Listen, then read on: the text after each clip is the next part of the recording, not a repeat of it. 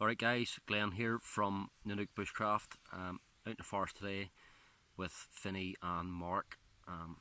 They're over at the camp there, getting the fire going for some food and tea. So I thought I'd come offside just for a few minutes to talk about one of the packs I bring to the forest. It's this little pack here, this little shoulder bag, based on the Maxpedition shoulder bags, where this one's a complete Chinese rip-off of that brand. So therefore it was only about, I think, 15 quid in total. But I bought it to try because this is the bag I take if I'm only going to be up here for a couple of hours with the dogs. I've already been for a good walk there for a couple of hours. Like I say, I'm just back to camp, grab a bite to eat and a brew, and then I'll probably head on home. So this little video is just to show you what I carry in the bag. Just starting the outside, just a little tinder pouch. I always carry a tinder pouch anyway, and no matter what pack I've got.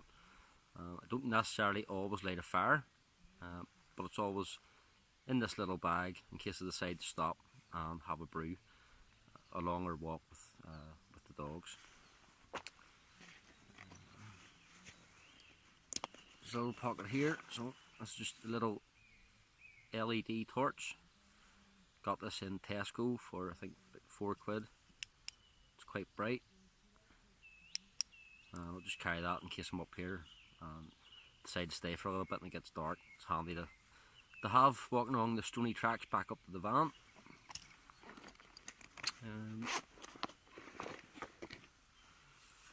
Also carry this little hatchet. Got this recently. Haven't really used it that much, but I'm hoping to get some things done with it over the next couple of weeks or a couple of months up in camp here. So nice little hatchet. Knife, fork and spoon. This will come in handy in about 10 minutes when I get something to eat. Inside, in this little front pouch here,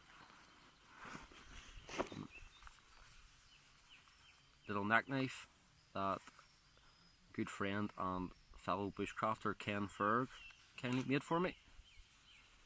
Lovely little curly birch handle on it. That's just the perfect size for my hand. Really nice feel to it. You can really get a nice strong grip. So that's the knife. And because I'm carrying cutting tools, I always carry a few first aid items. So little gauze bandage there, a variety of plasters, little eye wash, and a little burn gel. So if I do happen to get burnt or cut myself, I've something there to kind of look after it until I can get home and get it sorted out properly.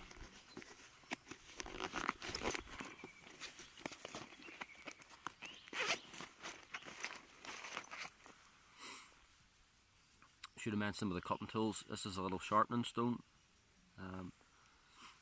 that I actually just got today.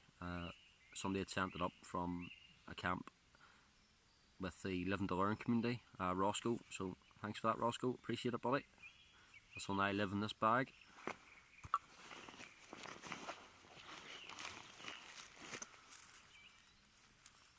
This is a very lightweight poncho. I actually got it for a festival. As you can see, it just comes in its own wee packet. It's a wee disposable one. I've never really had to use it, I've got a couple of these. Never really had to use them at all, because obviously they always wear a good jacket.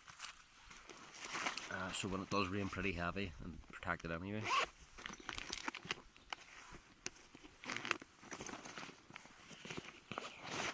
Pair of gloves, in this case, these are deerskin leather. Bought these in Canada a few years ago.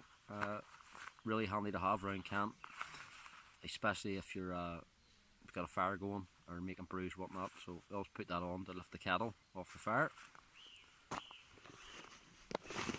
And in the main compartment is a metal Crusader mug.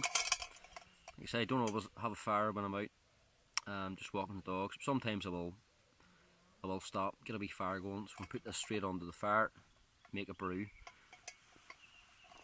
I've had that over 10 years anyway, and you know, pretty bomb proof, these mugs. And to go what is the standard issue British Army water bottle.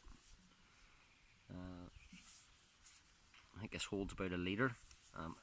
Again, I've had this for, I've lost count of the years, but you're probably talking at least 20 years. You know, good bomb proof water bottle.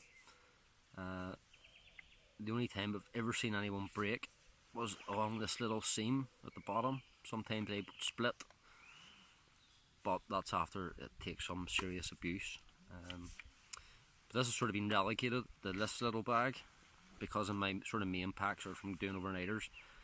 I've moved on to the Pathfinder sets, which are just a lot more practical because they're made of metal, so you can hang them straight over the fire to boil water in the bottle.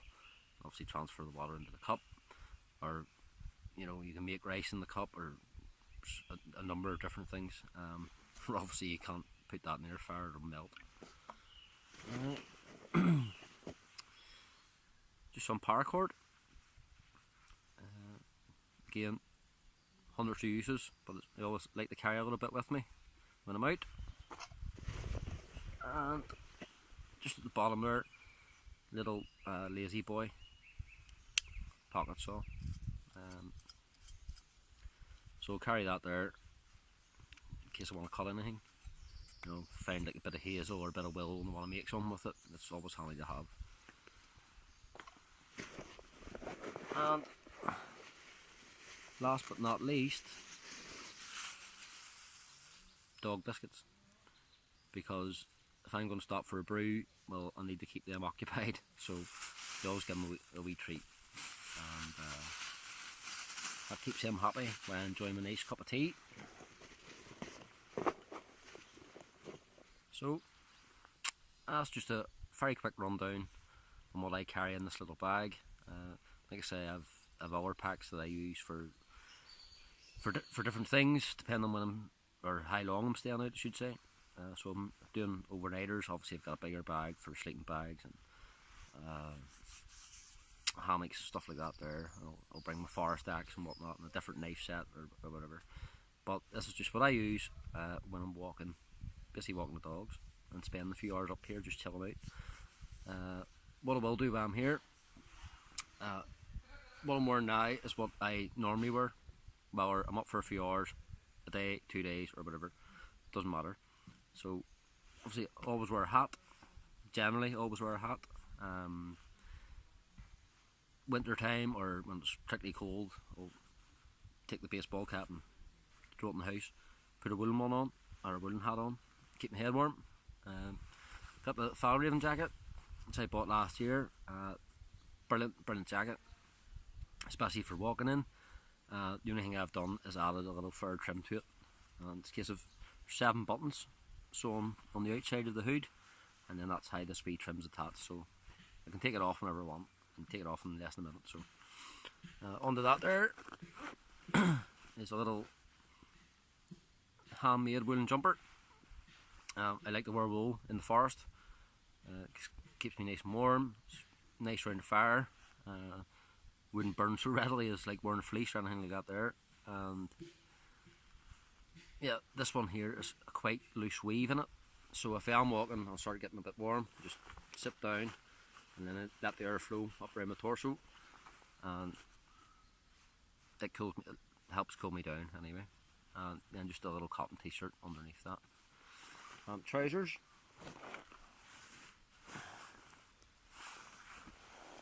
These are a pair of 511s. I've had these for about at least 10 years. I started deer stalking about 10 years ago, and I bought them then, and I used to wear them every time I went deer stalking. Apart from fading slightly in colour, there's absolutely not a mark on them. and they've been through some serious rough terrain, so I'm really happy with them. Yep, we all like our Fjällräven trousers. I used to have a pair myself until I put on a bit of weight and they got a bit tight for me. So I probably won't buy another pair of them until these are basically unusable, which, you know, I've had them 10 years now, so I'm expecting another couple out of them. And then on my feet is a pair of Mendels. This is my second pair. Again, I bought my first pair about 10 years ago, and they lasted about 8 years, 8.5 years, until the sole started coming off them. So I think I paid about £250 for my first pair. I think these were slightly cheaper, but about £250 for the first pair, and I got 8.5 years use out of them. So that's not a bad return, and I do some serious walking. I'm out almost every day, just tramping around the forest or river with the dog, so I was very happy, and that's why I bought another pair. And yeah, so that's about it. Quick wee video, waffled on long enough. I'm going to get back over to the camp, see how this brewing food's going, and I'll catch you later. So bye for now.